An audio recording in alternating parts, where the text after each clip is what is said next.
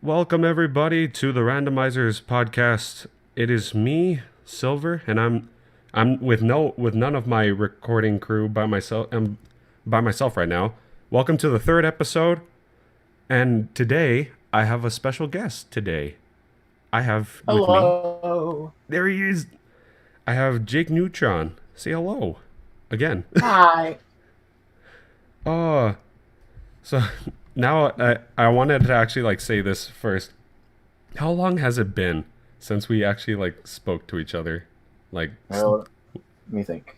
when it came to all the Skype stuff. We were all in like a Skype group. I forgot which one. I know. This one was this one that was like it was mainly created of like animators and VAs. Yeah. That was when I was at least in like middle school. Oh So yeah. that should be like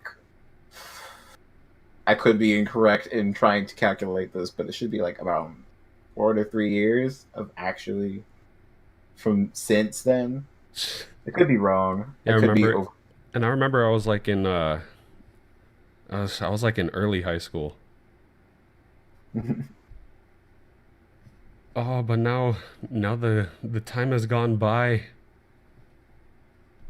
and And now, I must say, seeing all the stuff that you've been up to recently, it has been going good for you, my dude. it's been going.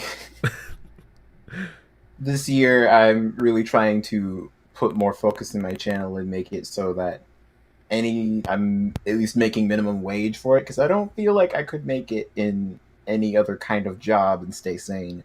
Oh, I know. I mean, with me, I like doing this. I don't.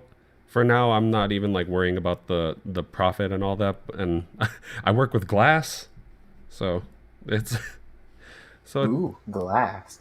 yeah. I'm I'm your I'm not your typical Mexican man that only cleans windows. I fix them too.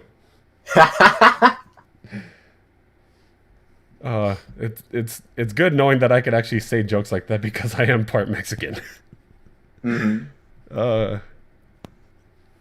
Yeah, like I think like before when I was like when I started YouTube, I think I had like a mixture of, ooh, I want to make stuff, and then I was like, ooh, I want to make stuff like such and such, and then I was like, I want to make things that people will think are cool, and now I'm at a point where like I still want to make stuff that people think are cool. I want to make stuff that I would want to see, but reality is starting to sink in. I'm like, I can't live and make this stuff for free. So I have to figure out some way to where I can make enough income to survive, but also be able to do the cool stuff that people and I like. yeah. And I don't think YouTube ad revenue it's very unreliable, so I'll probably have to get like start advertising my Patreon more or make more merch Uh, that I was people gonna might want ask to that, get. if you started a Patreon, because yeah, the freaking the way the YouTube algorithm is now, it's just really bad, especially with the recent changes that they're planning on doing. Yeah, it's really weird. And randomly it doesn't even I can't even tell what I do in certain videos that cause this, but you know that whole entire yellow symbol of death Oh yeah, yep. that randomly shows up on videos, but for some reason it's usually during the first few days of the video, which is where you get the most traffic, which is so annoying. Oh yeah, Then and like it'll what? even be it'll be on videos that it doesn't even make sense for them to be like. There was one that was just a music video, and it was like this video might not be suitable for advertisers, and I'm like, it's an animation to a song that has no cussing in it or any. Okay, YouTube. Yeah, I think also when it goes onto the topic of music, even if it is yours or something that's even not copywritten, YouTube will Mhm. somehow find a way that's oh, it's close to something that's copywritten, so we're gonna check up on that. We may put that little yellow symbol there, maybe. That reminds me, there was this. Okay, a while ago, I made an animation that was based off of one of Thomas Sanders' vines, and he loved it. And then, like, I would say several months later, these other people, random people, completely unrelated to Thomas Sanders, claimed the video as third party. I was like, okay, Really? I was like, that's incorrect. And I tried to, and obviously I went to go repeal it because it was like, that's not correct. And for some reason, the way that YouTube has it is that, it's not that YouTube looks into it to check. It's that you ask the person, hey, was this a mistake when you claimed it? But like, I could obviously tell that these people were just claiming it to claim it. So immediately, right afterwards, they're like, no, we're going to continue trying to claim this video as our own. Wow. Okay. So this means I have to... I don't remember what I did. I'm pretty sure I hit repeal again or something. And at that point, it would have been that if they continued trying to fight against it, I would have had to go to court with them, and they would have totally lost. So after like 2 weeks of just having them claim my video as third party and then monetizing it, it went back to me. It was really weird. Yeah, that sounds really weird. That just sounds like a very like complicated thing for YouTube to do. Mm-hmm. Like they see something that like even like the slightest thing that they'll find that at least not even pertaining to something that they could just monetize or anything like that with ads. They do it anyway. Like they don't really know what to do with their teams right now. Their teams are just there just looking at stuff like, oh, I just pulled up this random video. What should we do with it? Should we just leave it as is, or should we actually monetize it with ads? You know what? Let's not do either. Let's like not give them any revenue at all. Let's claim it as ours. To the best of my ability, to the best of my knowledge, I think it's like a robot checks and sees like, oh, there might be a few things that might not be liked by advertisers. We'll hit the video with the limited ads thing until like we can get some human to review it, which is a really weird way to do that. I feel like something about that doesn't make sense to me. Like, because wouldn't that be like self-harming in a way? You are marking a bunch of videos during the time when they get their most views for limited ads. Yeah, it's like as if YouTube is just trying to like compensate for all the money that they have and not like wanting to give it out to everyone who is like putting all their hard work and sweat and blood and tears all out into their videos, and YouTube's just like, oh nope, you have this one video, and we're not going to give you your revenue today. It's I think like the tragic thing about it is that we literally looking at it, you could tell YouTube's not doing it on purpose, but they're not.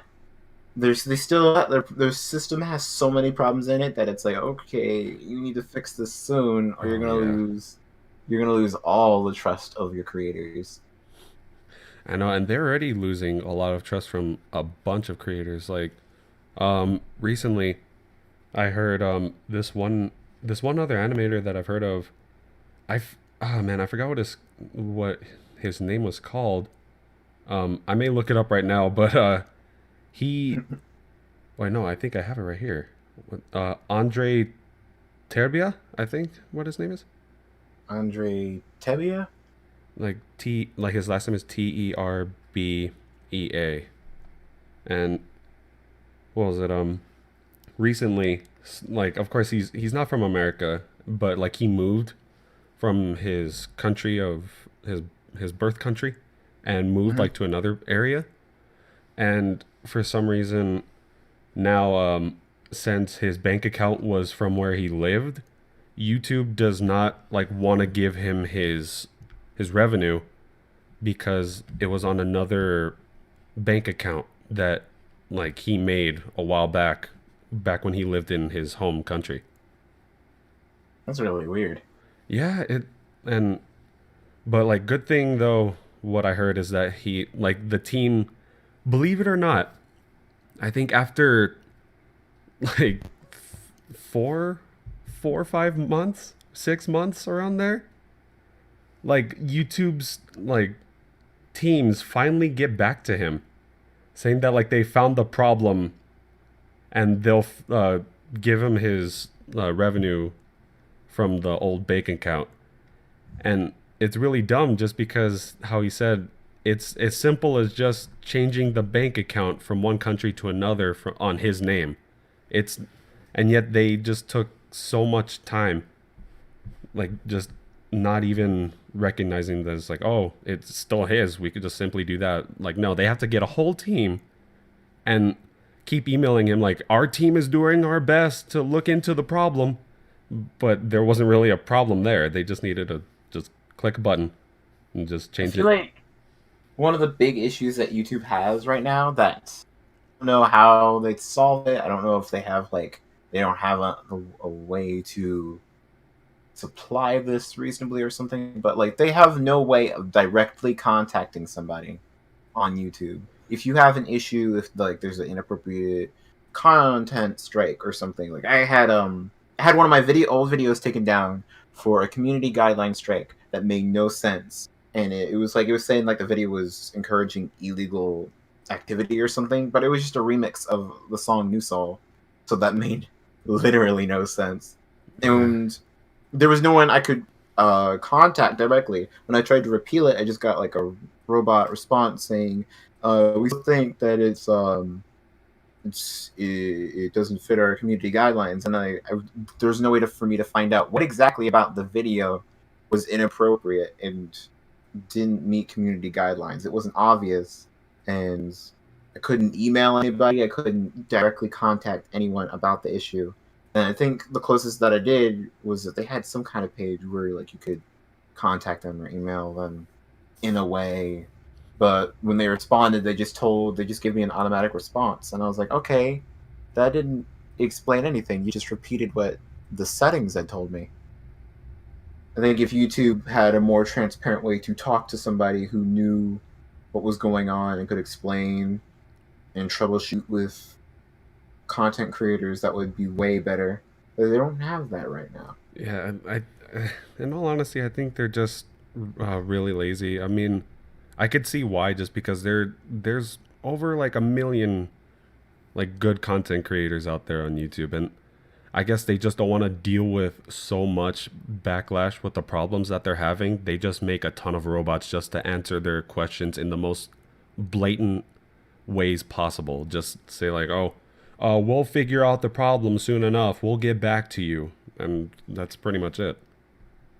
Yeah, I wish that YouTube would take some of their budget to try and figure out some form of help desk that is not, what's the word, automated is the best word I can come up with, because they're like, oh, there's so many other services that can handle this, how come YouTube can't?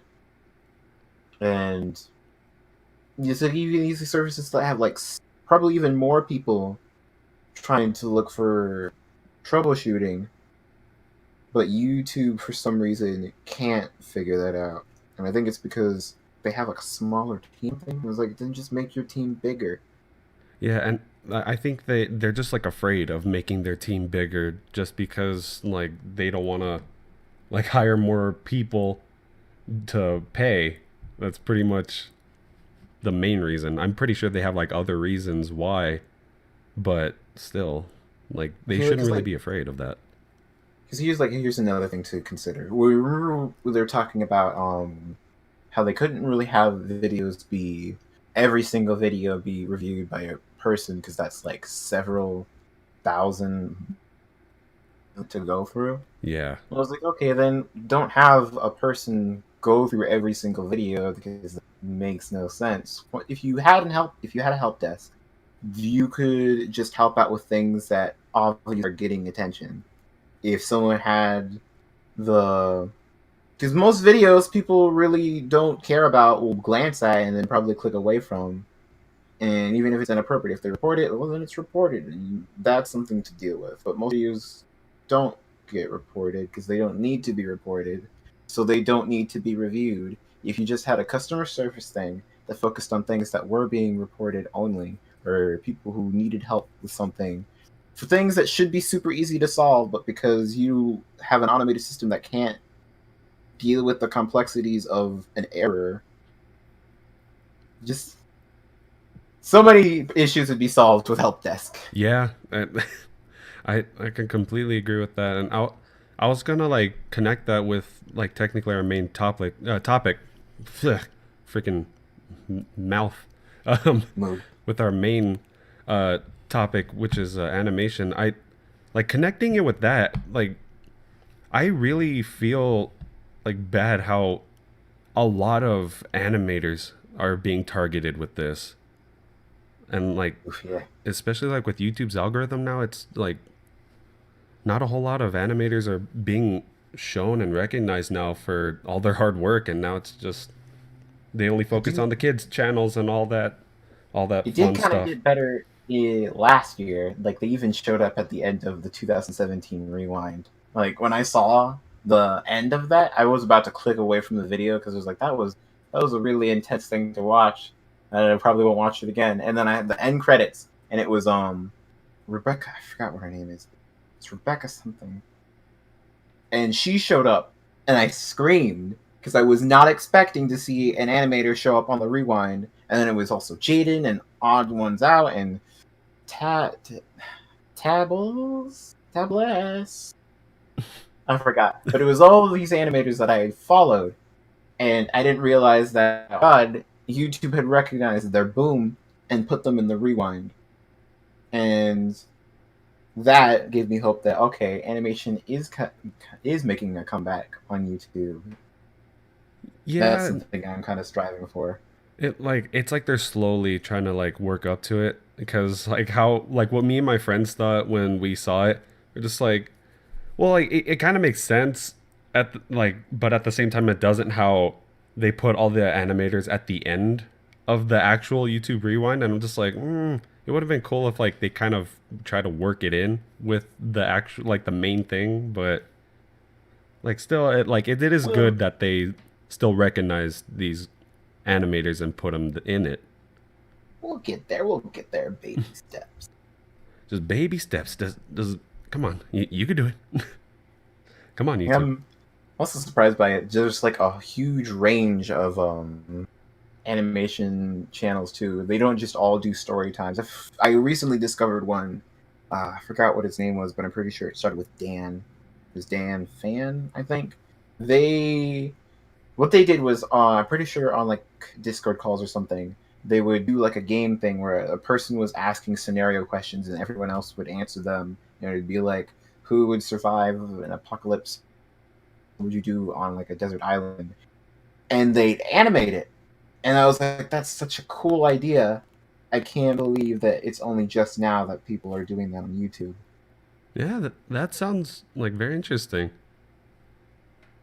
Um, And I think I'm trying to think of another kind of animation channel that I've seen that made a rise besides just story time.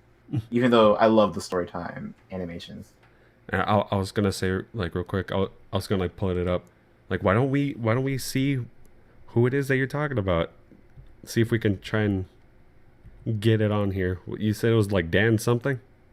I think it was Dan Fan. I have to look it up real quick. Dan Fandoms. Dan Fante. Um, My computer's going slow. Dan. Or is it just Dan Fan? I think No. it's just Dan Fan. Huh. It's funny. A lot of the ones that I'm seeing right here are about Dan TDM. I I don't know. I'm just seeing a bunch of stuff about Dan and Phil. I don't remember what And the Dan and animation Phil, channel is yeah. called. Hold on, let me try and. Oh, there's Game Grumps. Oh, okay. There's Dan and Phil. Huh. What like do you any like know any specific names of like the videos that he's done, or Let's see. Let me try looking something up.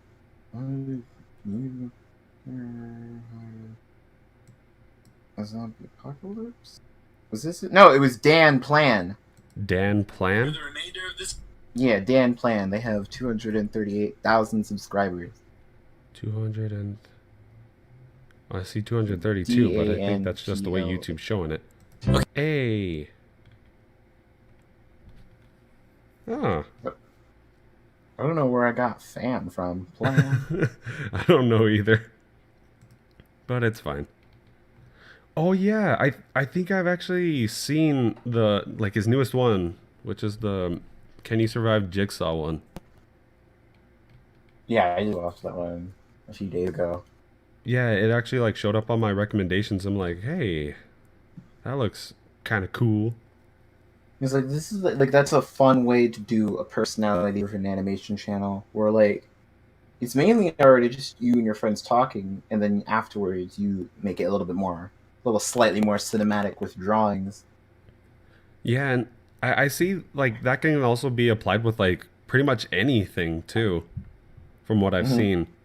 Like, a more like I'm trying like I'm trying to think of another way like close to saying professional, but like like that one show that um one of the one of the makers of Rick and Morty, not Justin Roiland, Dan Harmon, the show that he Uh, has where he has like a it's kind of like a podcast, but they're also like playing D&D.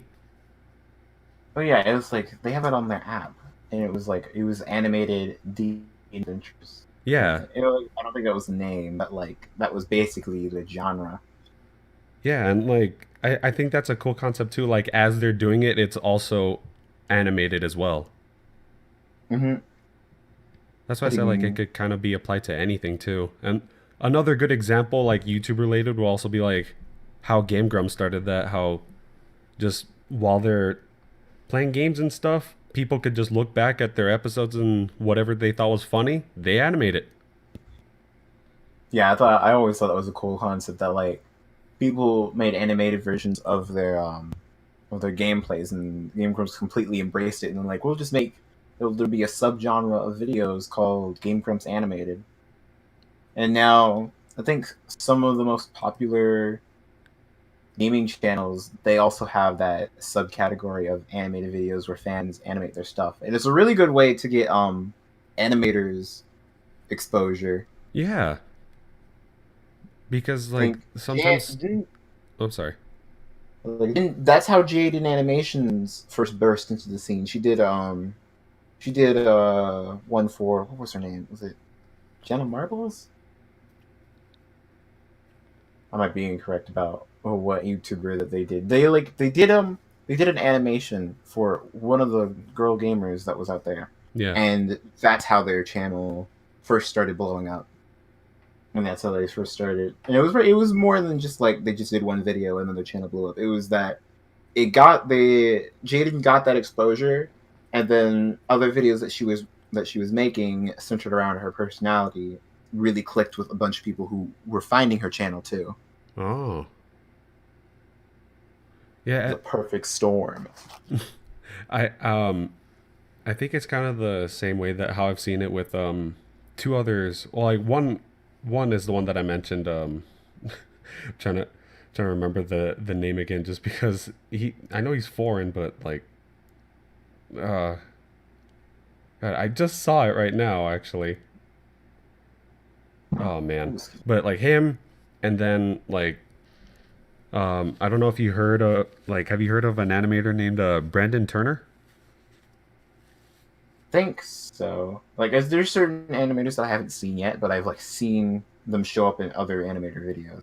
Yeah, like with Brandon Turner, I think if I'm not mistaken, he started off like doing Game Grumps animated, but like on his channel, and then like Mhm. more people saw it just because it was Game Grumps related, and then he started doing it like with other YouTubers as well. Like mostly, I've also seen like Oni plays and all of them, and I Mhm. and they just blew up too. I really liked it just because like I was gonna ask you like a question about it like with the inspiration of like your art style, but like with his, I believe it Mhm. like at first his inspiration of his art style is close to like Adventure Time. which Yeah, no, I definitely know what you're talking about. yeah, and I thought that looked like really cool. I'm just like, I don't really mind if it's not on, like, if Game Grumps is actually like putting this on their channel or not. I actually like seeing this animation, and I guess that's what really draws people in. And I don't know why YouTube is just neglecting it sometimes. They like YouTube had phases of what kind of videos are being put front and center. I think before it wasn't as much of when the people were seeing it and how often they were watching it at once, but now it kind of more is. Yeah, And revenue is still a really confusing thing. My friend Kitten Sneeze has been struggling trying to figure out and trying to understand what certain things mean, and I've been trying to figure out with her. Like we'd be looking at like her dashboard, and we'd be confused too. How come this amount of money is different than last month's or something? But I think the most that I've come to realize is that views and ads, it mainly depends on how many people are watching it at once. So a ton of people are watching it at once. YouTube is going to put it more at the front and center. yeah, And a lot of animations, unless it's on a channel that already is like a household name in a way, it's harder to get them exposure. yeah. And um, oh crap! I was thinking of something. The the way that I think how, like, I'm just thinking of how that may work is like, I kind of see it as the lottery, sort of. Like every Mm-hmm. month, depending on how many views you get and stuff. But then sometimes they may put a statistic on how much YouTube will also take from that revenue. It's like they take a little Mm-hmm. portion of that too. Because, like, hey, that's still some of it's still our money, but I'm not that sure. I think you talk about revenue share. Yeah. I think from what I remember, the YouTube partner program is it's standard. I think is 60-40, and then you can the larger amount of subscribers you have, the revenue share can become larger. Like it's 60 goes to the creator, and then 40 goes to YouTube. Currently, in the one I'm in, it's 70 to me, and then 30 to the people I'm partnered with right now, and then hopefully I'm planning to move to another partner right now, and they want to do 80-20 instead. So that means I'll be making slightly more. And 70/30 isn't that bad, but yeah, you could always like go for you could always go for a higher stake there. Mm-hmm. It just all depends on like the partner too. E. And then like the people I'm partnered with right now, I think mainly focus on gaming. So I'm hoping to move with like someone like Frederator, where they're more focused on animation, and their stuff is that they usually like put their animation front and center. They talk about their animations, they advertise their animations, their promotions are related to animations. It would fit my channel way more. Because like Yeah. my whole entire channel, even if I'm not just animating, it's still centered around animated content and media. Like most of my videos are about cartoons. Yeah. So And like from what I've seen, especially Steven Universe, that's why I was actually gonna like ask if that was actually your inspiration for your art style. um let me think. Because like my art style has vastly changed over the years. I think my first inspiration for drawing was like the Fairly Odd Parents. So my art style was a really akin to that. Even the way I drew my hair was just a really simplified version of Timmy Turner's. Oh yeah, I remember. And then I got into MLP. I started learning how to draw those kind of characters. And I think at some point I was like, all right, I want to start drawing humans again. And so my art style was kind of like a mashup of what I remember drawing humans with, and then it was like Equestria girls and such. And my parents were really pushing for me to like try and make my art style look more unique Yeah. than MLP. So I tried doing that, and it was I honestly don't. exactly like the style from back then. It looked bizarre, mainly the legs. And Yeah. then when I got into Steven Universe, I was like, oh my god, I love the way that they draw hands. Everything looks more realistic.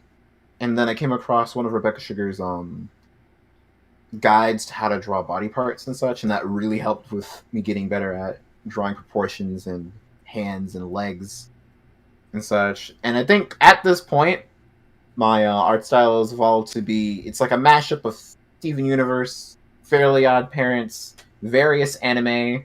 Currently, right now, Nichijou is Mm. something I've rediscovered, and I'm starting to use those kind of eyes and ears. Oh yeah. I mean, I could see that. It's like the more like I guess like with structure wise is what I kept seeing at first. That's why I kept thinking of Steven Universe every time like I saw a video of yours. That's why. Yeah, like I usually get comments that are like, "This the art style. This reminds me of Steven Universe," and I'm like, half of me is like, "Yeah, that makes sense," and then the other half of me is like, "But when you really look at it, it actually has more stuff to Yeah. it than just that." But because my channel is associated with Steven Universe, I wouldn't expect anything else. I Yeah, mean, the but way like that I draw my main character, the round chin, the rounded chin that bumps off, yeah. that's Steven. That's Steven's face. Yeah. And And I guess it's pretty obvious for whoever is like watching this at the moment just because of like the background that I have too. hmm like even family members that don't really know much about animation. I think I drew a picture of me on my younger cousin's card, and they were like, "Oh my god, you drew Steven Universe," and I'm like, "Yeah, I drew Steven Universe." It's like, yeah, I did. I'm like, he doesn't know. He probably he loves Steven Universe anyway, so it's not like it was a insult. Yeah, it is a good show. I gotta admit, it like since with me being more preoccupied with work and editing and stuff, I haven't gotten time to like watch any shows, which really sucks. Oh, mood. Yeah, I'm it's like at an impasse of there's times where like there's a bunch of stuff that I want to watch, but I don't have time or I'm too lazy to try and pull them up. Because especially like shows where like you need to have like a membership to like a obscure app to see. Fucking ooh, I don't know if I'm allowed to cuss. no, that's fine. But what was the show? It was by Channel Frederator. It's the one that looks like Adventure Time. I'm forgetting Bravest Yeah, Warriors. I was gonna say That yeah, show. Bravest Warriors. The latest season for that I have not been able to see because I don't want to just go on like a pirate site to watch it, but at the same time, the app for it is so obscure and it's not like it's they're on Netflix or anything else. Oh I yeah, don't know if I can shell out that money yet to see it, so I've just been behind on that. I think from most of that I've seen from it is that they've very, very, very recently switched to Flash, and I have mixed feelings about that because I love Flash animation. I do Flash animation. Flash animation can be really smooth, but it's always really weird to see a show switch styles halfway through it. oh yeah, Fairly Odd, the Fairly Odd Parents, their switch to Flash was a really bad idea. Their style of humor does not work well with the way that they're animating in Flash. oh yeah. We're like, Oh my dude, believe me, I stopped watching The Fairly Odd Parents like ever since Timmy got that dog. oof, same actually. I think I didn't even know he got a dog. Like I came back and I saw they had a dog, and I was like, oh, that's he has a dog. Oh, and then I tried watching some of the episodes. Like this is really weird. And then they forgot about him the next season. But Yeah, like I was like watching. I was on their Instagram, and then like I saw one of the clips, and it was animated in Flash, and I realized it was from an episode, and I was like, wait, hold on. I go onto their wiki and it says that they switched to Flash animation in their latest season. I'm like, why? That's so weird. That's how, and that's when I was like, oh, the show's dying. Because like when a show switches to Flash and it didn't start out with Flash or anything, it probably has to do with their animation budget. Nickelodeon's probably stopped caring as much about the Fairly Odd Parents because it's been going downhill. They're like, all right, oh, can we like I'm wondering if it was like a situation where it's like we're either gonna have to turn down your budget on your show or cancel it. And Bush Hartman was like, "Oh, let's switch it up." Question And mark. and it's sad because the animation isn't bad in itself. It's bad when in regards to the show because the show has that really snappy, um, really bold kind of animation. The Yeah. stuff needs to be exaggerated all the time, and the way that they're animating the characters in Flash is stilted, and the jokes where the characters are supposed to like scream or there's supposed to be something surprising happening all of a sudden, they stopped doing that. Oh no. So it's like watching a really cheap version of the show. Cheaper than the writing had already gone, but now it's like it's gone to the point where it's like this the same show? Is this a spin-off? Is this allowed? Yeah. Like when I saw that, like when they started to change stuff, I'm like, oh, they have a baby. Okay, well that's fine, I guess. And like they have a dog. Okay, well I'm okay. I don't think I'm gonna watch this anymore. And then I see more clips of it. I'm like, okay, so there's two owners of the fairies now. Okay, that's something. Oh, oh my god, that whole entire Chloe thing. Okay, see, whenever stuff like new stuff is added, it's like I always recognize like, okay, this could work, but you gotta recognize they didn't make it work. Yeah. Chloe has a. I actually do like Chloe's design. I feel like if she was written better, she would probably be one of my favorite characters. But she's not written good. Yeah. She's the worst character in the show because of how lazily they treat and write her and write people around her. Even though the first episode of the season, they have a cover of the song centered around her, and they use it for the rest of the show now, and it's bad. Oh my It's gosh. bad. It's a bad dub. It's bad lyrics. And then the episode, there are so many ways that it could have been written better. Where like they could have had her be, she seems all perfect and such, but I think like what they were trying to do was that they're trying to make it seem like she was really perfect, and then she kind of screws up with her quote unquote perfectness. Oh. But they messed that up by having everyone actually believe she was perfect when she came in.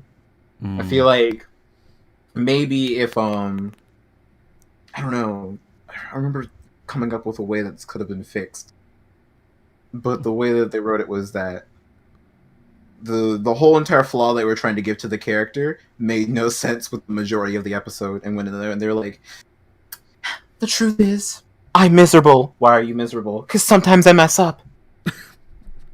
Where? I went off on a tangent.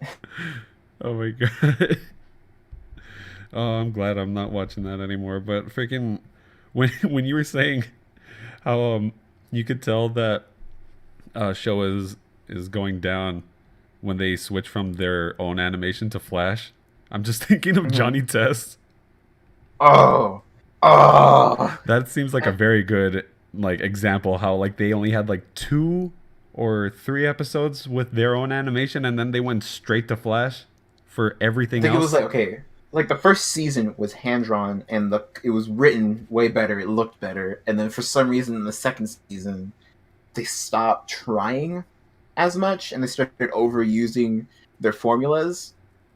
Because I remember Johnny Test when it was this first season. I really did love watching it, and then the second season, and it was like there was a lot of shows that were doing this. I think even SpongeBob started doing this, where like they'd start making everything super mean, and it was not fun to watch. I think there was a time where I probably would have given up on watching cartoons because I was just afraid of a character in the thing being treated like shit Yeah. because it would be because the show thought it was funny.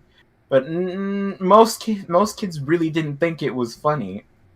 I know, especially I was scarred. Fucking the SpongeBob episodes were like they were specifically mutilating a character like Squidward or something. That stuff messed me up.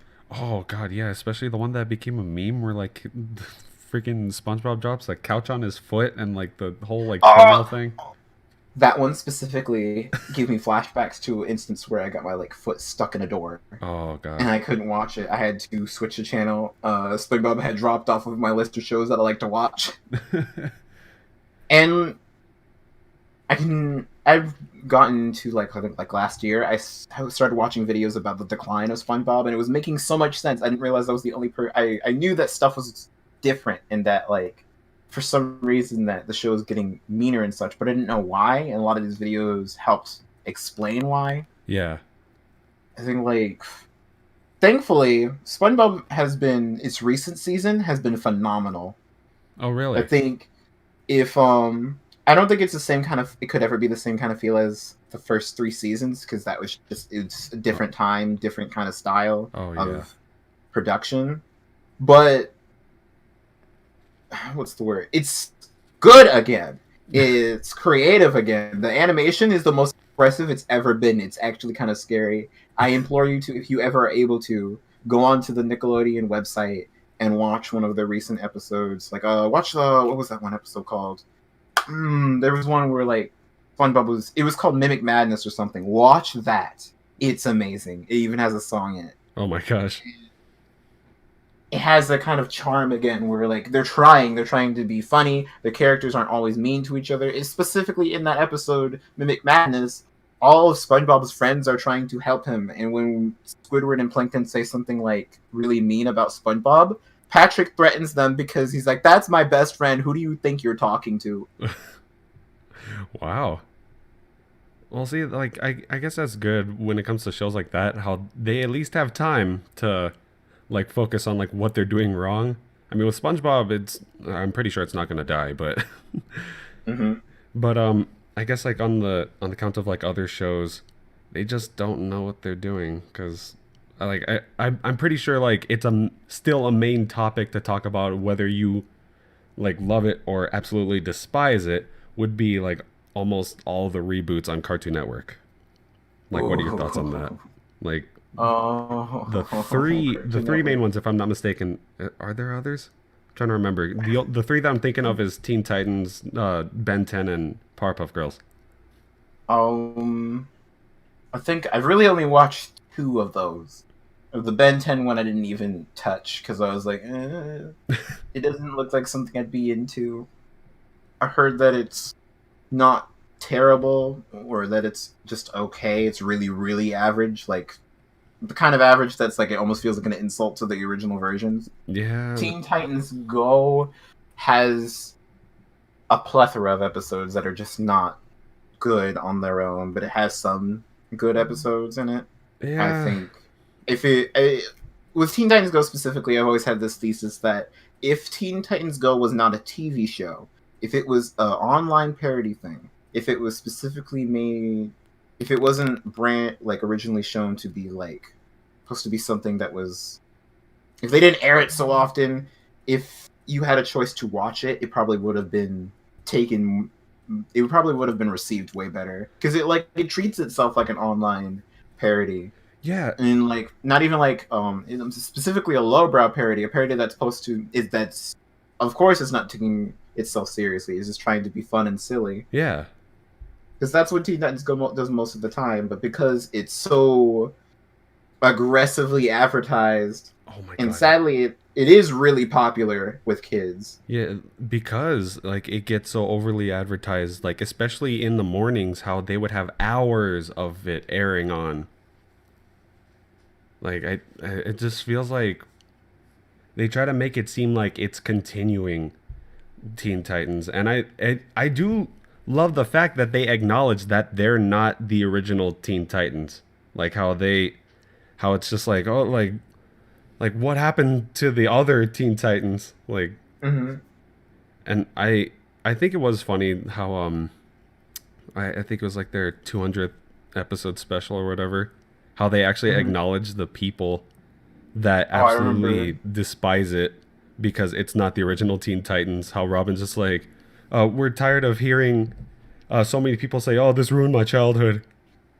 I think they recently had another episode. I forgot what number it was, but I liked it. It was the something hundredth. I don't think it was 200th. I think it was it 300th. Do they have 300 episodes? No, that like they just barely got past 200, if I'm not mistaken. They advertised Oh, that so much too.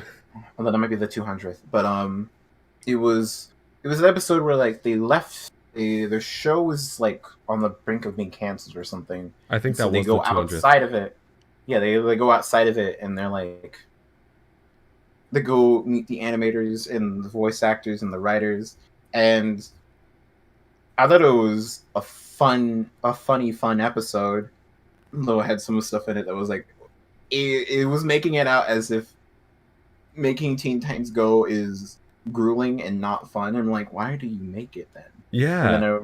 That it's like, if you I think that's the only like the I will admit like I do not like that show in the slightest, but the like there are those few times where they at least know what they're doing. And I see it more in like their specials, I guess.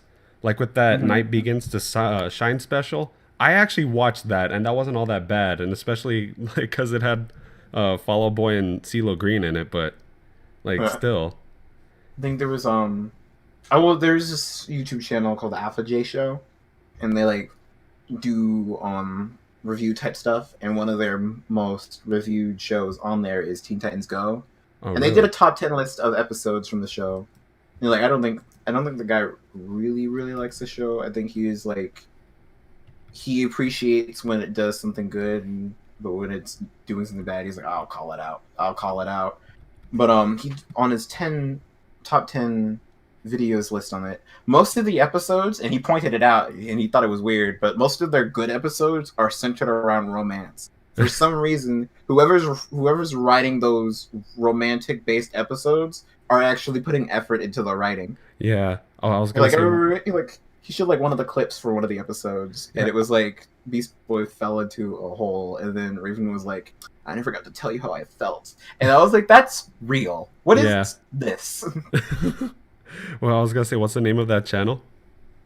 Alpha J Show. Alpha?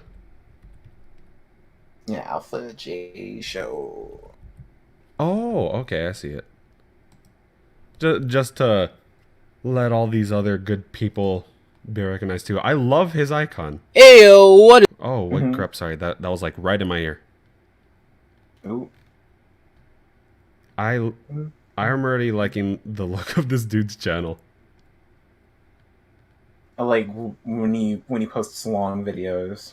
I specifically do like watching. I think one of my most common videos that I watch on YouTube are video essays about cartoons and storytelling.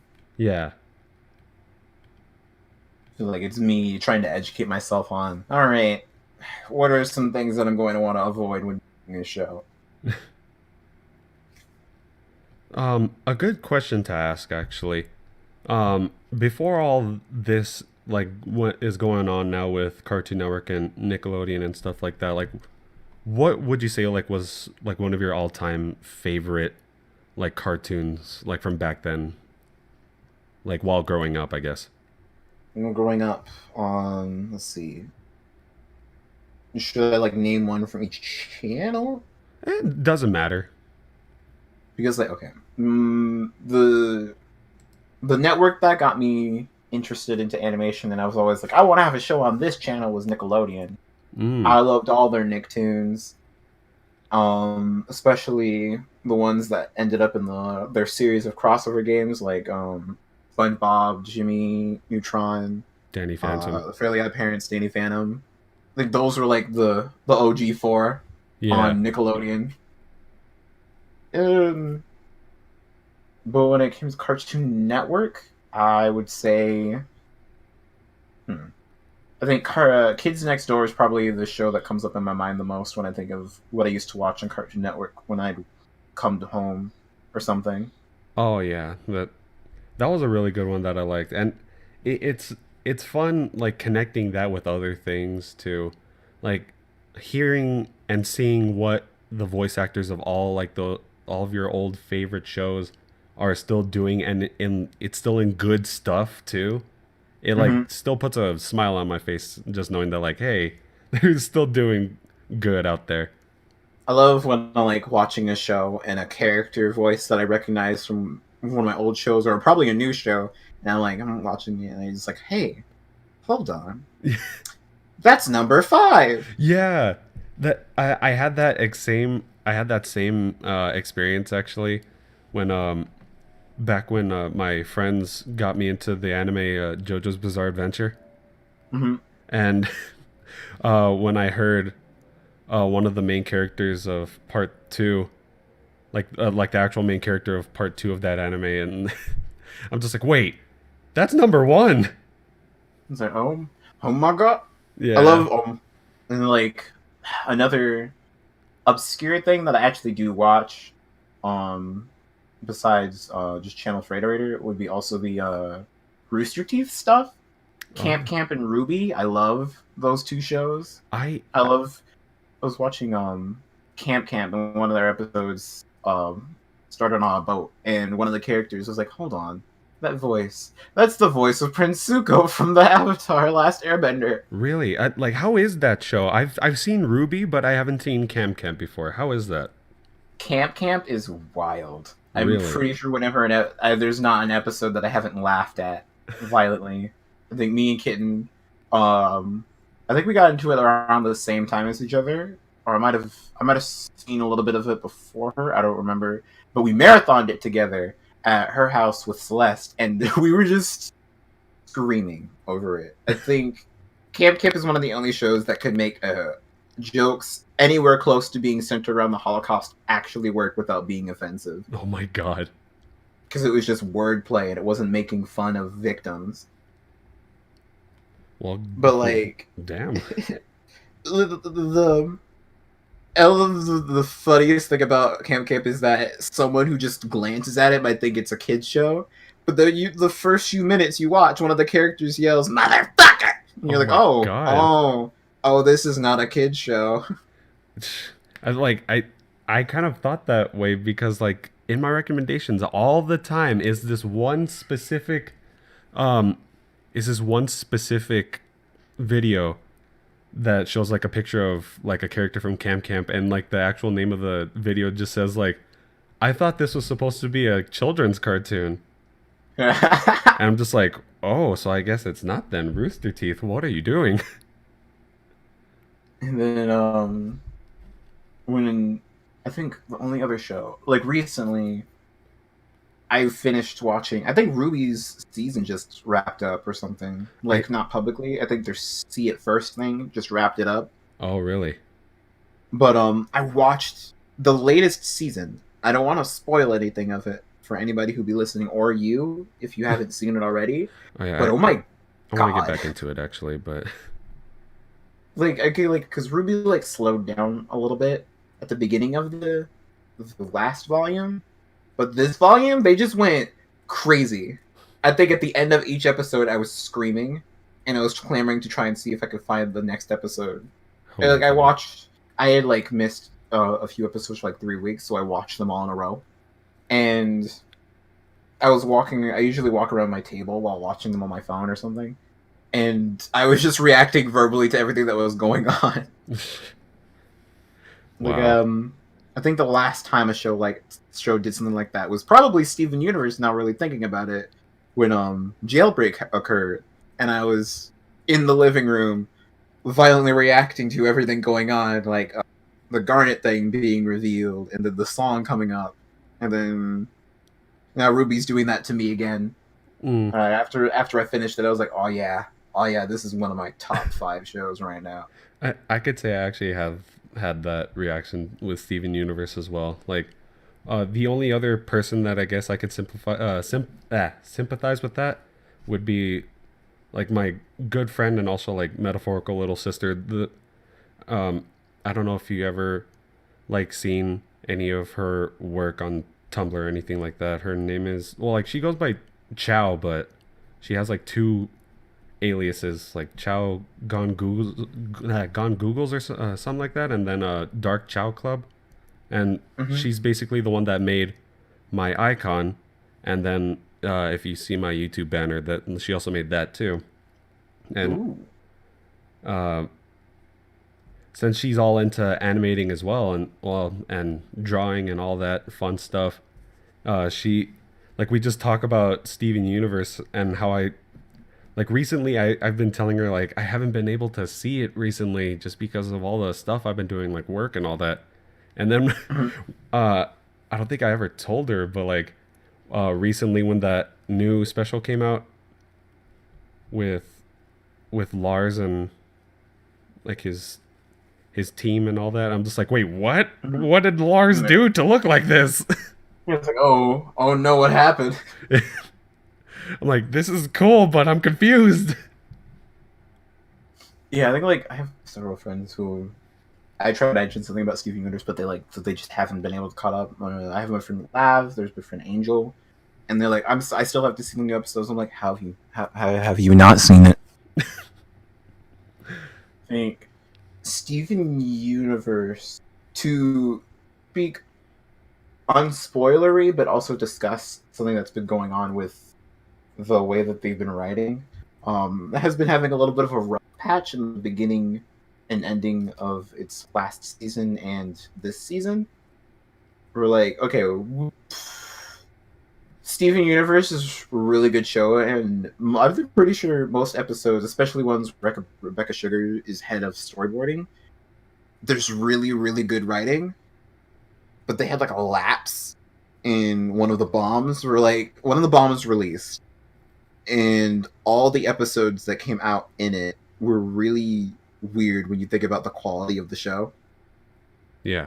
Like you're used to the characters acting so realistic and such, and for some reason, and in this one, and like there have been many instances of issues with the writing showing up, but like in this one specifically, it was like, amplified. Mm. Where like one of the characters, they're not thinking the way they usually do, and it makes them come off as a jerk, and you're like, what's going on here? Yeah, I've But seen I that. think they're Sorry.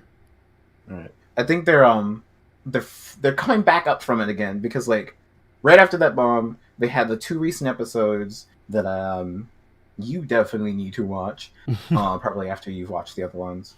Yeah. But it was like the quality of the show went from it was like, oh my god, it's getting really interesting, and then it plateaued for just a little bit, and then it spiked right back up past that when it came back with those two episodes. Wow. And I've Steven noticed that Universe is a roller coaster. yeah, I've noticed that the show is like went through a couple changes, like especially with some voice actors and like the way that some characters are styled. From what I've noticed, like Mm-hmm. I would kind of say like an example would be Steven. But I guess they try to change it in a way where he's actually like growing up in a way. But at There's this, there's what's the word? There's proportion inconsistencies with the characters that is it's not it's more of the fault of the way that they animate the show. Because the yeah, way that they animate the show is that the animators basically go off of the storyboards. They draw exactly the way that it's storyboarded and mainly do in betweens and things to make it look natural and move. But there's also the issue that the storyboarders don't always draw. They don't draw to a specific model. They draw the characters accurate enough to where you could recognize that. Oh yeah, that's supposed to be Steven. Oh yeah, that's supposed to be Amethyst. That's definitely Pearl. And there's been a lot of discourse between if this is a bad thing or a good thing. yeah, Um, I don't think it detracts too much. I think it when I see it, it's kind of like, oh yeah, that's regular Cartoon Network. A lot of Cartoon Network shows have that same exact problem. I think the only shows that you won't see with that kind of problem are ones that are animated like in Flash or something. yeah, But I'm pretty sure Steven Universe is hand drawn, and the storyboards are done in storyboards are hand drawn. Everything's hand drawn hmm, in a way, just digitally hand drawn, but still hand drawn. yeah, yeah. I was like thinking like with Flash, uh, I do see like there are still like some good things out there, out in the internet still that only rely on Flash and it's still doing good for me honestly. Because like a good example that I was gonna bring up on the topic of Flash animation is have you ever heard of a cartoon that's based like in a website? It's not on. Well, I know they have a YouTube channel now, but it's from its own website. That's a cartoon called homestarrunner.com. Oh yeah, I've heard of that. I don't think I've actually watched anything from them, but I know that they've had a big impact Oh in that yeah, world.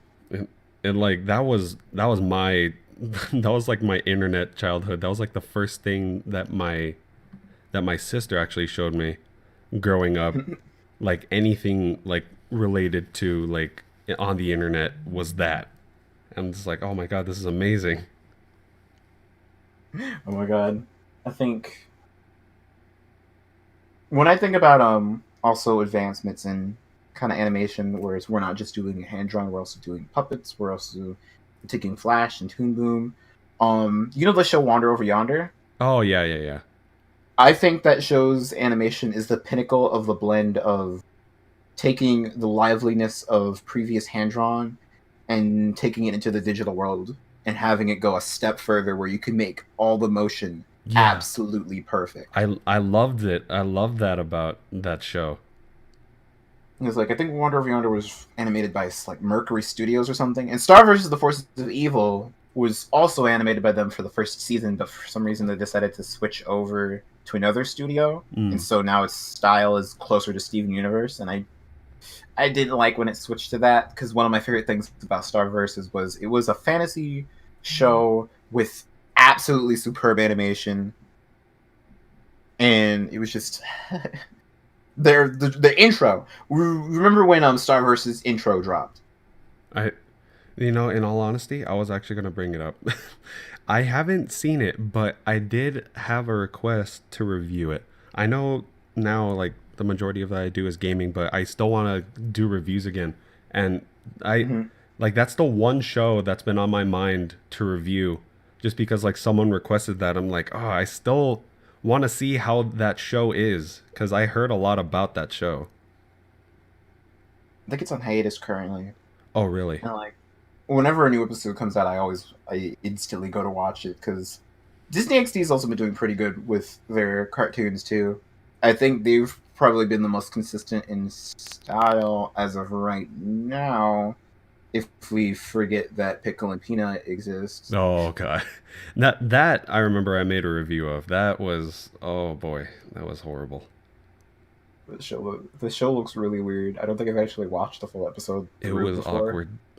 It was awkward to watch. Like it when you had to review it, it's you have to see a lot on it. And yeah, when I mentioned what I mentioned in the review, there's a lot of death in that show that goes Death. unexplained, and it's very obscure, and it mix that in with like all the obscure stuff to look at it from that show. It's just very very awkward.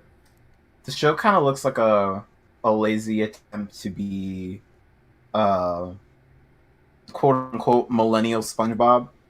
Yeah, like I could kind of see that like with a lot of the characters how they can make it lazy in a way, especially with the two main characters. It's as if they just got like an outline model for them, put a freaking a JPEG of a pickle Mhm. and a peanut, like a realistic one, and then just put faces over it.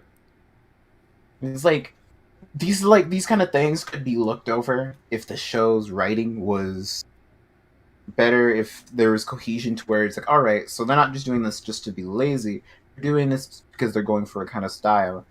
But a lot of these shows, people only complain about this stuff because they've handled it so poorly. Yeah, it's Like just a way of just seeing like one thing out of the many more complicated things that could be addressed instead. because like okay, to go back to like maybe like Teen Titans Go or something, their animation is actually pretty good for Flash animation. Decent. Their art style is amazing. I love the artist for it.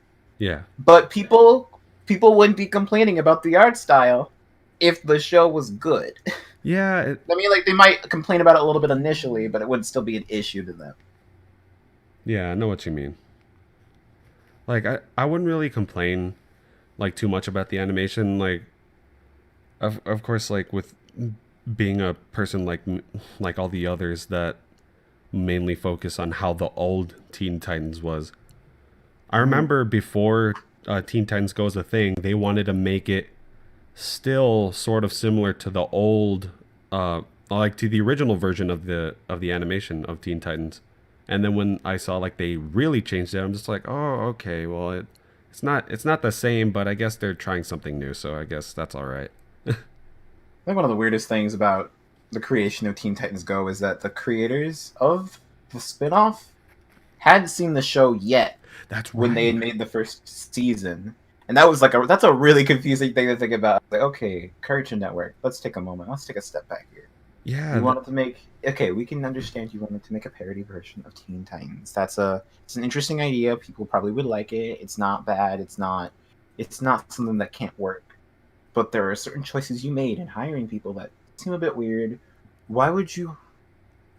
Did they like have? They must have had some kind of qualification that made Cartoon Network think, oh yeah, these guys would be perfect for it. But it's like really weird that like they didn't go like, all right, you probably should do some research on the show before you start working right. on it, and then like just like surface level stuff where like you feel like they're just looking up Wikipedias of the characters, but like they watch the show and they can make a bunch of puns.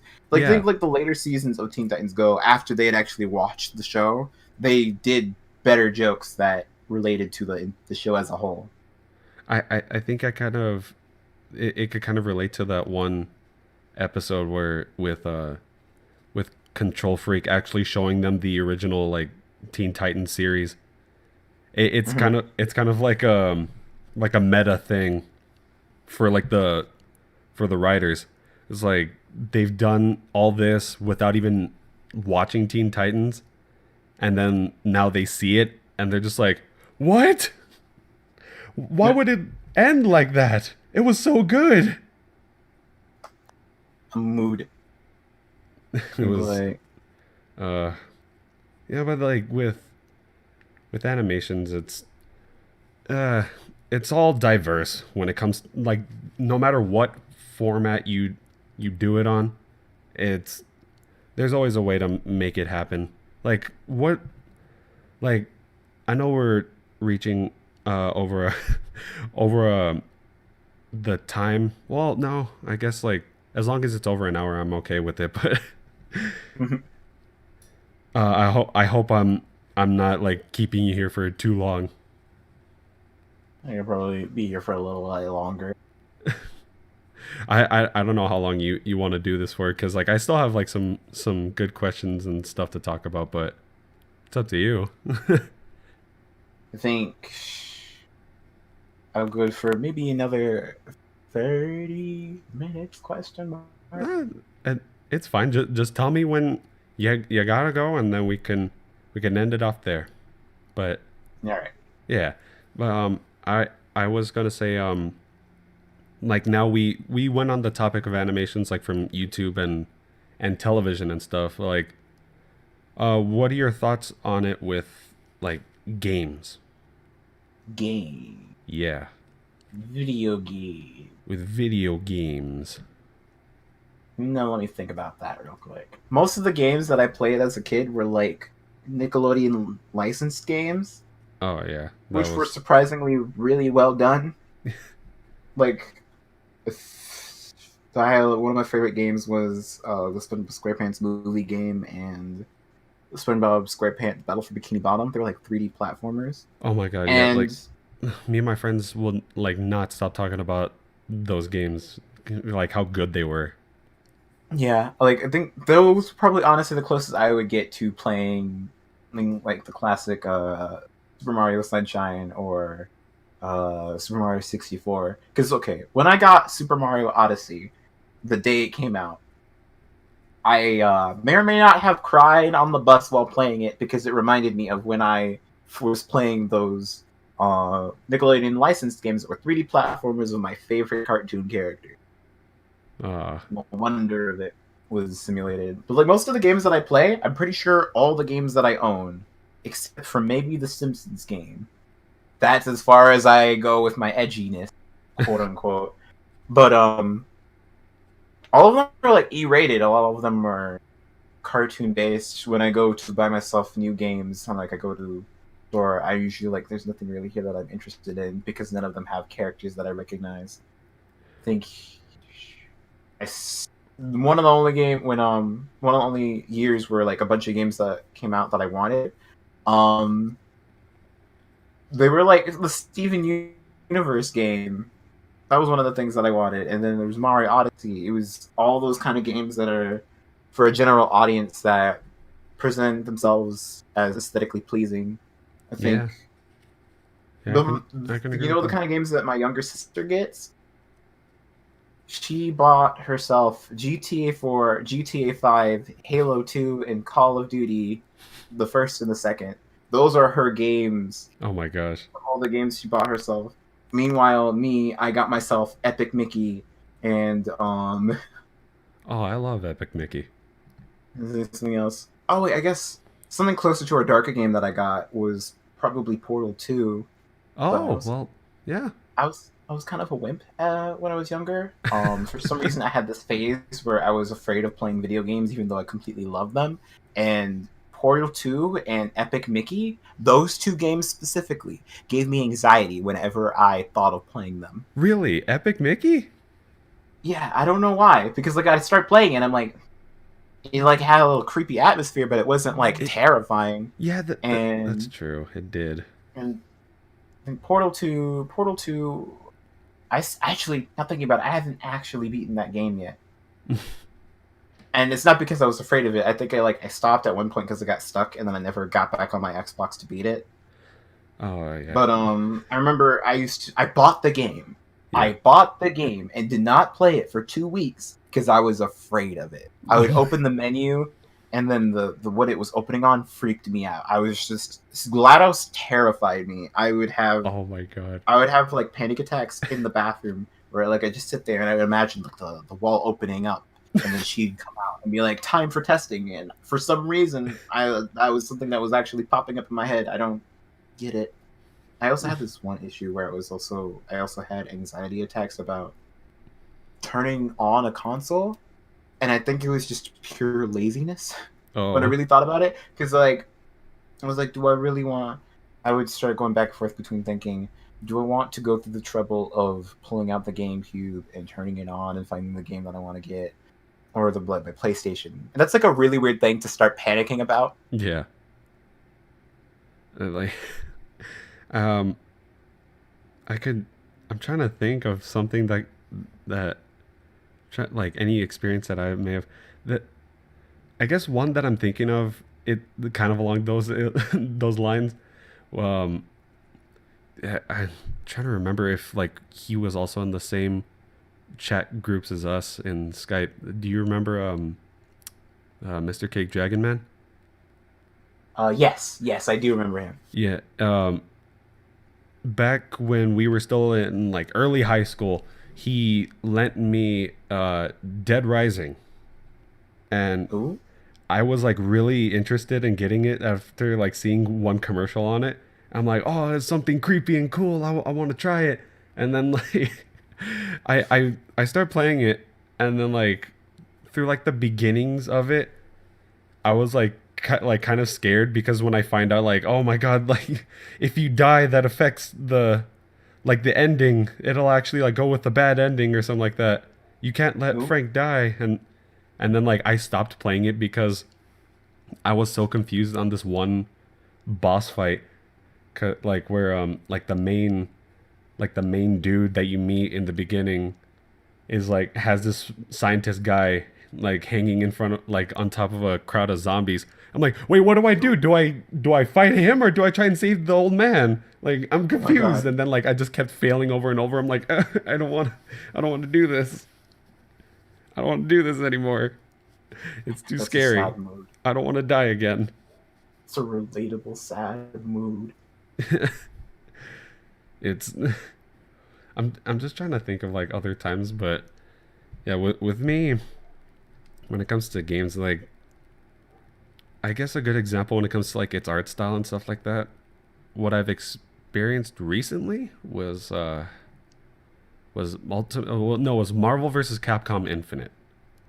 Now, with that game, I loved the art style of like the older ones and stuff, and then when this new one came out, there weren't that many characters. Some of them looked very ugly. It was It was a very bad decision. It's like some character designs were like very nice to look at, but some others they were very lackluster, and I didn't really bother with some, but others it's just hard to not look at with all the flaws in it. I'm just like why does Dante have some weird facial features that he doesn't really have in the Devil May Cry series, or why why does freaking Iron Man look like an even more cartoony version of himself? Oh my god. It's it's weird. To relate to that specifically, I recently had been rebuying some old games that I used to own that were those licensed Nickelodeon games. I got the Attack of the Twonkies game, replayed it, and absolutely loved it. But then I got this game that I sold off really early and didn't know why I sold it off. It was the Jakeneutron Jet Fusion game. I Oh. played the first level of it and realized very quickly that the game was ass. And I regretted buying it for $10. And then there was another game. Oh, Attack of the Toy Bots, which isn't Oh it's yeah. not terrible, but it was not very polished and was actually pretty glitchy.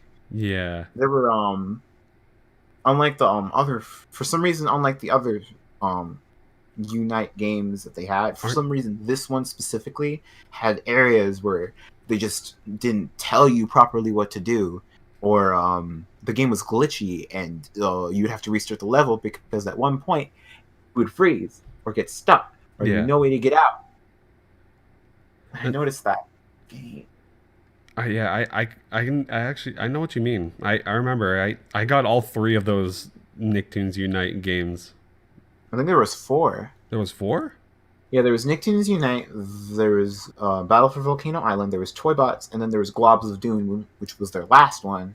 And I was sad when they didn't make a fifth one because that was what I was really looking forward to. Oh yeah, okay, I that's right. I didn't do the Volcano Island one.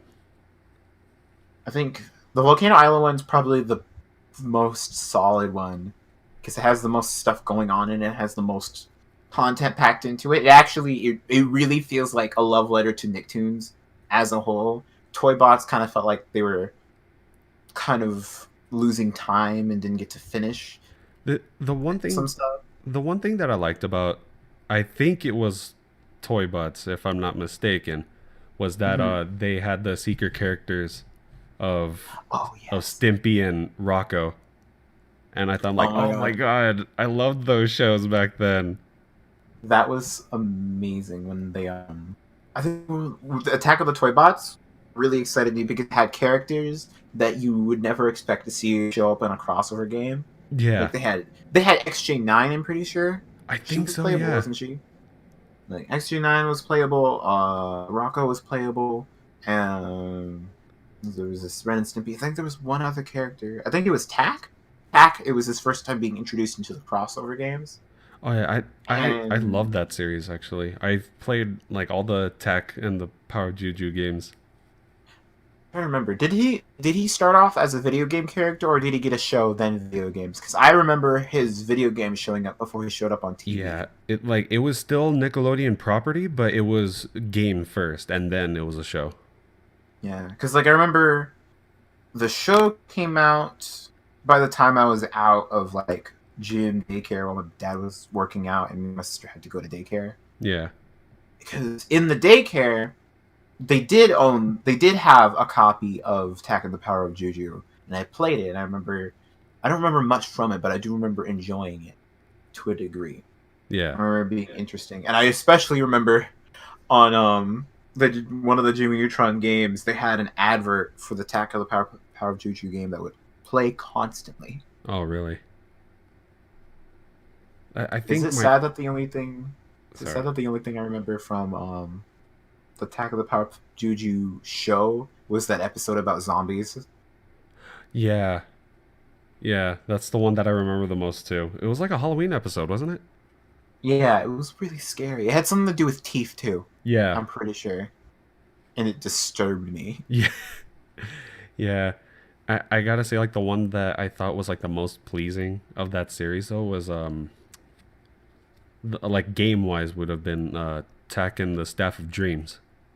Ooh, That one I loved playing so much. It like everything looked so pleasing to the eye. It looked so colorful and all that.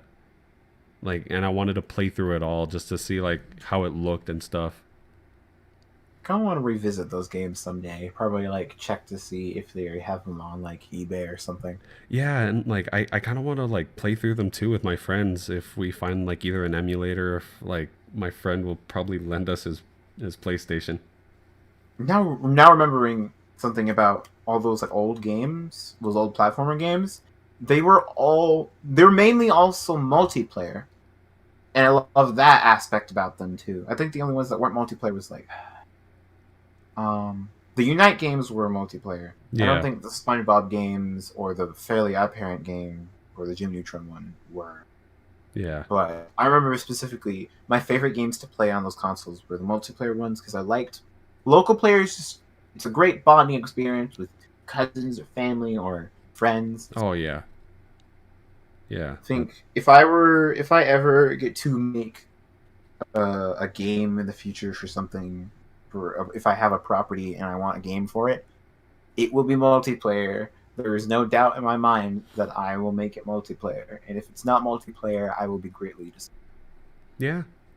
Like and like I guess like close to closing this off here, I was gonna ask since it's like basically the background. I remember you were streaming Doki Doki Literature Club,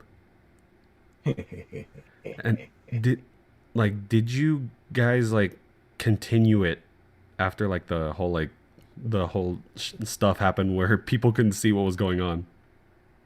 Everything went wrong with that. Like um, you guys didn't play it like more after?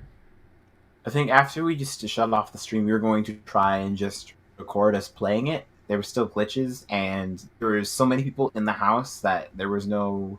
It was really hard to just stay on topic or to hear or just give focused. There's too many people trying to play the thing at once. It was impossible. I Uh, think, but we did redid the stream thing, except we did it on Kitten's channel, and it was just me, her, and Jared. I'm pretty sure hmm. that was way more focused because Kitten was in charge of the thing, and there was only two other people that had to read. It was I feel like when it comes to live streams, you can only have so many people in it and have it not be completely chaotic. Oh yeah, I remember I was streaming Cuphead with a lot of my friends, and once in a while like the stream would just like cut off, and then it would like cut right back on, and we're just like, oh, what the heck? Like, what the hell's happening Um, here? oh yeah, and there was also the fact there was so many things with that specific stream that went wrong. My internet was not strong enough to handle the stream. For some reason, Doki Doki Literature Club, uh, and I know it's supposed to start glitching later on in the game, but it would be glitching then, Mm. and it was glitching really badly. Sprites would break, and not like it wasn't breaking in the way where it's like, oh my god, that's not Sayori sprite. In fact, the Yeah. opposite happened. Sayori took over the entire screen. Oh my god. Wait, Like like was that the like the game sprites would. itself, or was that what was your problem, like on your It was end? a pre. It was like a problem because it would happen whenever I tried to resize the window, Oh. and for some reason the game didn't know what to do, and there wasn't a CPU space for it to really think about it. So Sayori took over the screen. For some reason, the screen duplicated itself over and over again. What? Text would start like it became see through, and it was bad. It wasn't. It was obviously not intentional glitches. It was literally that my computer was not handling streaming and having Doki Doki play at the same time. Oh my god. So we just had to and also the stream would freeze like every like even when we were trying to just record it with OBS, the screen capture would freeze every now and again, and we'd have to check to make sure that it's still keeping up with us. And if it stopped, we'd have to reset the screen capture. Wow. It was wild. So I'm probably not gonna have a playthrough of Doki Doki on my channel, but I think the closest thing I could get is like probably a shitiverse dub of one of the scenes because I really do want to do that. Yeah, I think that would be pretty good. Yeah, like I don't even know if I would want to play this on my channel just because I've already seen this game from beginning to end, and oh my god, like I do not like. I don't even want to be acknowledged from the game that I am recording it, and but like, what are your like overall though? Like, what are your thoughts on that? Like on a game such as that? Oh my god, I love Doki Doki Literature Club so much. I Ju- ju- think Judging by your when newest videos, I can tell. oh yeah, yeah. I think Doki Doki Literature Club doesn't feel like something that's just kind of like it doesn't feel faddish and why it's popular. Because when I rewatch, like I'm still learning stuff about it. I've never played the game all the way through by myself. I've still never seen a playthrough of it all the way through directly without edits happening in between them. I think even with the Game Grumps, I went in and out of paying attention because I'll have the Game Grumps on while I'm animating or something. Oh yeah, But every single time I come back to something about Doki Doki Literature Club, I learn something new. I'm able to see it in a different way, and it's really interesting to think about the characters and the situation that they're really in, and how their minds. It's just it's layered, and it also does help that the characters are written in a natural sense to where they feel like real people. yeah, yeah. I can understand that. Like especially how the game will acknowledge that they're just programs in within the game. They're just Mm-hmm. files.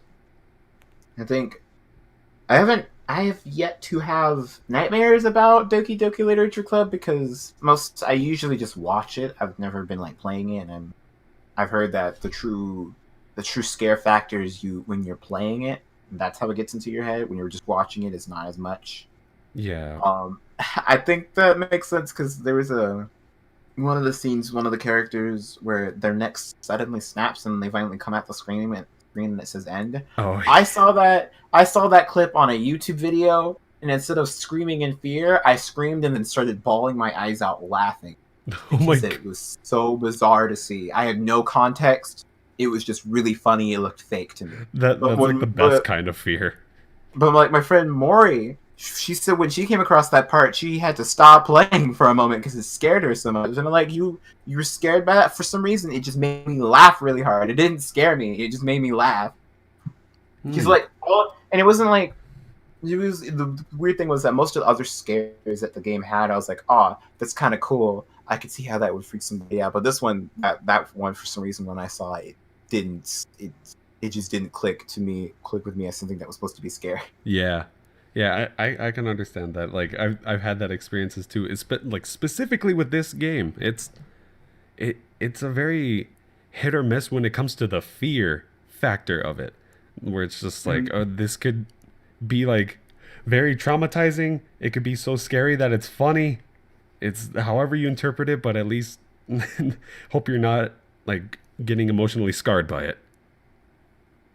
I think, and it also says wonders that like the thing itself has like a really melancholy ending.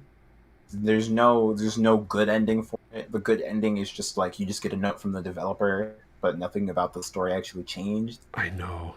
And there But is even then, I usually hate those kind of endings where like it's just kind of a downer and all it does is make you feel sad. But for some reason, Doki Doki doesn't make me feel sad.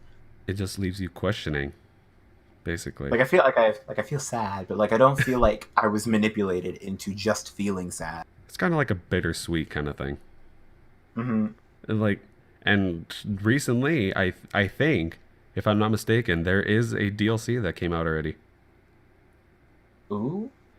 If I'm not hold on, I'm like I guess like we're pretty much like gonna be wrapping up the podcast here, but like first, let me put the display capture back on. I still have it on Alpha J. Hold on. Let me go onto Steam, and let me tell you if there actually is a DLC, because I could have sworn my friends told me that like Monica got her own like DLC for the game. I know that there's been a ton of what's it called? There's been a ton of mods of varying writing quality. um, okay, it just says Club Fan Pack. What? That's what I see. Content in this product may not be appropriate for. Okay, well, I'm 20. I don't really need a. Do not show this again. View page, please. There's a soundtrack. Is it just a soundtrack? I'm just trying to see. Soundtrack, high resolution wallpapers, concept art booklet, access the fan pack. After purchasing and download, already be playable in the Steam Music Player. Ooh, it's $10. Okay. Well, I guess it's not like true DLC. I like what my friends told me, just because they saw like the main picture that's advertising it, how it has like DLC striped along the top left corner, and how it just has Monica. My friends are just like, oh, it's we're not too sure, but we think it's like only a Monica related thing. Like it's technically downloadable content, but it's not an expansion pack. Yeah, that's what I thought. That's what my friends were telling me. I'm just like, oh, how is that possible? I just noticed that the Doki Doki Literature Club's URL says ddlc.moe. Yeah, and like there's a file that says like do not open because this contains DLC spoilers. Oh my god. That's funny, but like even though like if you click onto that file, it'll just go to like another file that just says DLC. That's all. If I'm not mistaken, I could have sworn I saw that. My arm got caught on my jacket. But yeah, I think that was like a fun topic to just end the podcast on. Well, I was blessed. That it was. And thank you, Jake, for coming on and being my first guest of my podcast today. Hopefully, no problem. Hopefully, we can have you again, and maybe with others too. Ooh, I'll drag Kitten on here one day. Yeah, I was gonna say, before we end it off, is there any, like, of course, like I'll put your channel at the end of this. Are there any others that you want me to search up for the end of this, just like to show like, hey, there's these people that Jake knows they do really good shit too? I mean, I might as well shout out Kitten, my sister. How do you spell her name, like her channel name? Like it's just Kitten Sneeze no space. Kittens. Have we actually hasn't she actually like been in some of our Skype groups too? Wow, say that again? Hasn't she also been in some of our Skype groups, if I'm not mistaken? Yeah, she was like one of the first people that I met on those Skype groups. Yeah, that's right. That's right. Here, let me go on hers. I think she's probably the longest friend I've maintained on there. Oh, really? Like when in regards to those, because like she was actually like when I first joined in one of those groups, she was one of the first people that were just in there, and then I clicked with her, and then all of these groups have come and gone, but like me and Kitten have always been like friends, and we're at that point where like we consider each other siblings, and it kind of helps that we have the same last name, so we're just brother and sisters from another mister. Oh, yeah. I think like the memories are just like flooding back now. I wonder if she actually remembers me. She probably would. Yeah, well, hopefully she'll see this episode of the podcast and see that you were shouting out to her, and it's good that she's doing good. That's really good. But yeah, like, and besides your YouTube, is there any other social media that you want to advertise for me to put at that description below, my good man? I got I've got a lot of social media. Yes, there's like the only ones that like the ones I update the most would be like my Instagram, probably my Twitter, and then I'm just trying to make my TeePublic store a bit like have more stuff on it. All right. Well, just send me those links, and of course they'll be in the description below. And like I know it. Like I'm at least trying to help. I know I may not be like the the best person out there for shouting out my friends, but I'm trying. I'm trying to get myself still up there now, but like still. If it helps, we all help each other out. I'm about to say it's a game, but that doesn't sound right. Oh, but it was quite the conversation we had this episode of the Randomizers podcast, Jake. I'm so very glad that you had me on. And I'm so very glad that you agreed. And I'm glad I actually came in contact with you again after like me just like shutting out Skype for like so many years. I think everyone's basically abandoned Skype. Yeah. It's all about Discord now. Yeah, for good reason, but Yeah. Seems a little bit better. But yeah, hope to have you again soon. And we will end it off here, folks. See you later. bye.